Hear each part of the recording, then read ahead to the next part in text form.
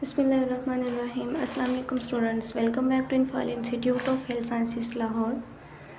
उम्मीद है स्टूडेंट्स आप सब खैरियत से होंगे। स्टूडेंट्स यूनिट 1 हमने स्टार्ट किया हुआ है कॉम्प्लिकेशंस ऑफ न्यू बॉर्न। और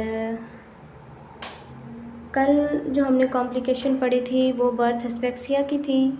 और आज हमारा जो टॉपिक है कॉम्प्लिकेशंस का वो है बर्थ इंजरीज, रिस्क फैक्टर्स, इसके टाइप्स एंड इट्स मैनेजमेंट। ठीक है, और ये मोस्ट इम्पॉर्टेंट क्वेश्चन है, पेपर में बहुत दफ़ा ये आता होता है। सबसे पहले इसकी डिफ़ाइन देख लें कि बर्थ इंजरीज़ क्या होती हैं। इस डिफ़ाइन आर स्ट्रक्चरल और functional damaging occurring in the newborn due to traumatic events during labour, delivery और इमीडिएट न्यूनेटल हैंडलिंग। यानी इसमें क्या होता है कि जब बच्चे की डिलीवरी हो रही होती है या ड्यूरिंग लेबर या जब बच्चा डिलीवर होकर बाहर आता है तो इमीडिएट जो हम केयर प्रोवाइड कर रहे होते हैं, इस दौरान अगर बच्चे को कोई चोट लग जाती है, कोई ट्रॉमा वगैरह हो जाता है तो उसको हम बर्थ इंजरीज़ बोलते हैं। ठीक है, और ये बर्थ इंजरीज़ किस तरह से हो सकती हैं? एक्सिव प्रेशर ट्रैक्शन की वजह से, कंप्रेशन की वजह से, मैनिपुलेशन की वजह से, यानी इस तरह की रीज़न्स की वजह से जो है ना वो बर्थ इंजरीज़ हो सकती हैं। ठीक है, many birth injuries are mild and resolve spontaneously. यानी कुछ बर्थ इंजरीज़ इस तरह की होती हैं कि जो बिल्कुल ही आर्जी सी होती हैं, स्पॉन्टेनियसली खुद ब खुद जो है ना वो रिजॉल्व हो जाती हैं, ख़त्म हो जाती हैं। ठीक है, some may lead to long term morbidity if not recognised and manage properly. और कुछ इस तरह की होती हैं कि अगर हमें उनका ना पता चले तो वो ज़्यादा लॉन्ग टर्म में हो सकती हैं और हमें जो है ना वो मज़ीद आगे उसकी वजह से मसले मसाइल भी हो सकते हैं।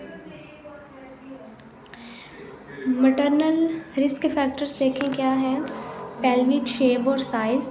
ठीक है, इस वजह से मसला हो सकता है। ठीक है, जेस्टेशनल और प्री एग्जिस्टिंग डायबिटीज़ हो सकती है।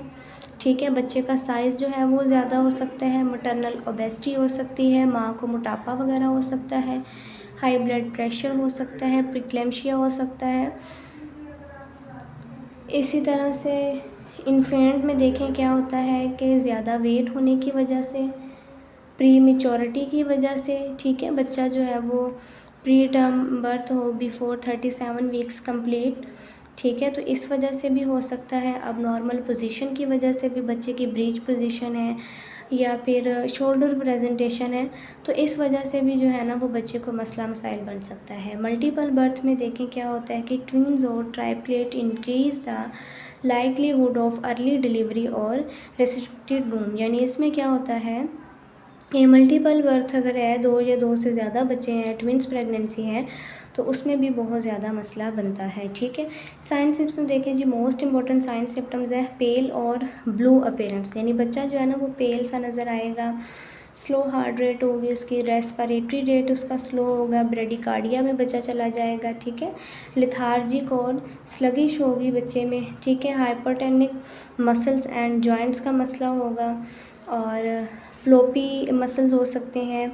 इसी तरह से जो है ना वो बच्चे को डिफ़िकल्टी होगी फीडिंग में और सीरियस दौरे वगैरह पड़ सकते हैं बच्चे को, लो एफगार स्कोर हो सकते हैं, ऑर्गेनिक प्रॉब्लम हो सकती हैं। यानी बर्थ इंजरीज़ की वजह से जो है ना वो ओवरऑल उसकी बॉडी से कोई ना कोई मसला निकल सकता है। ठीक है, मैनेजमेंट देख लें जी। हमने इसकी मैनेजमेंट किस तरह से करनी है। मैनेजमेंट में वो कह रहा है depends on the nature and severity of the injury.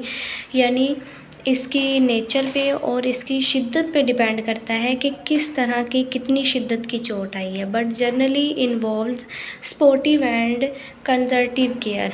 ठीक है, most soft tissues injuries require no specific treatment. कुछ सॉफ्ट इंजरीज़ इस तरह की होती हैं कि उन्हें स्पेसिफिक ट्रीटमेंट जो है वो रिक्वायर नहीं होता, वो स्पॉन्टेनियसली ठीक हो जाती हैं other than observation and monitoring, observation और मॉनिटरिंग के साथ ही। ठीक है, cephalohematomas are manage expectantly with attention to joints. Aspiration is avoided due to infection risk.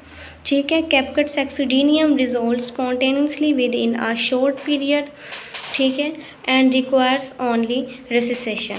ठीक है, फ्रैक्चर अगर कोई हो जाता है तो इसमें क्या होता है कि क्लेविकल और ह्यूमरस आर ट्रीटेड विद इम्यूनोबिलाइजेशन, यानी हम उसको जो है ना वो मोबिलाइज़ वगैरह करते हैं। रिज़ॉल्व हो जाते हैं कुछ मसले जो है वो स्पॉन्टेनियसली शॉर्ट पीरियड में, और कुछ जो है ना वो उनको लंबा अरसा लग जाता है। फ्रैक्चर्स देखें क्या कह रहा है।